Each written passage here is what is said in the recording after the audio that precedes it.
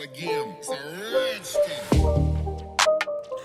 What's going on, everybody? It's the Bulls Show, aka Aidan, and welcome back to another video. Ladies and gentlemen, we've got a video for the Chicago Bulls in relation to Tristan Thompson and some of the news that have come out about his signing and some of the details about it for the Chicago Bulls, and more specifically the biannual exception that we'll be discussing today. But before we get started, please like and subscribe to the Bulls Show, turn notifications on, and let me know in the comments below your thoughts about the Chicago Bulls signing of Tristan Thompson. Where do you think the improvements will lie with Tristan Thompson, and your overall thoughts and opinions on how we can get this to work with the Chicago Bulls, adding him into the roster? Because in my opinion, there are so many ways that Tristan Thompson works into this team, and maybe I can make a video about that a little bit later, but more about the signing of Tristan Thompson. It looks like the Chicago Bulls have used a term or used an exception called the biannual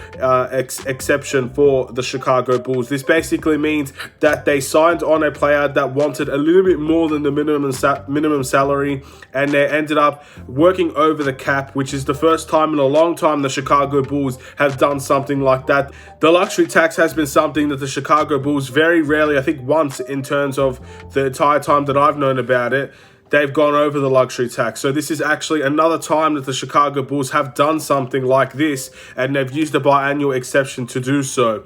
This basically means that we've given more money to Tristan Thompson just because of the fact that what he was going to be getting for the Chicago Bulls might have not been a lot in terms of what he would want. It's a little bit above the minimum contract, the minimum salary for Tristan Thompson. And I guess that is what we used to make sure that he came to the Chicago Bulls over any other team, I guess, in the Eastern Conference. So it's a bold statement. It's a bold move for the Chicago Bulls to do something like this. And I guess the question is, was it worth it to be done? Because the thing about the biannual exception is that it's only done every 2 years or so. So we're not going to be able to use it next season in the offseason for the Chicago Bulls. It's gone right now. And at the moment, we've been using it on We've used it on Tristan Thompson. So the next time we get to use an exception like this is pretty much in 2 years' time from now. So it's a bold statement to do. It's a bit odd that we've done it on Tristan Thompson, but at the end of the day, if it was a little bit of that money, that extra money, the extra lift to get Tristan Thompson over the line and sign for the Chicago Bulls, then maybe it was seen as worth it for the Chicago Bulls.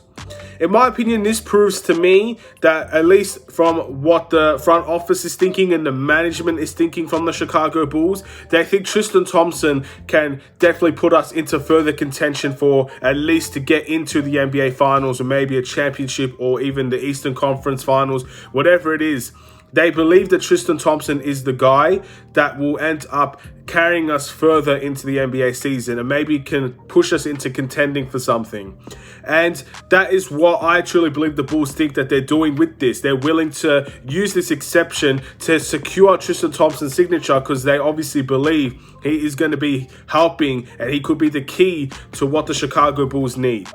That's something that's very interesting in my opinion. Again, the front office, many of us thought in the trade deadline they'd go for a big move to kind of secure something like that. And in the end, they're using a biannual exception for Tristan Thompson, who was a buyout option for the Chicago Bulls. Obviously, he's the perfect guy to use it on because you can really only use it for guys that want more than the minimum salary. So Tristan Thompson is the guy that we used it on, and that is definitely a positive for the Chicago Bulls as well because they clearly think he's the answer.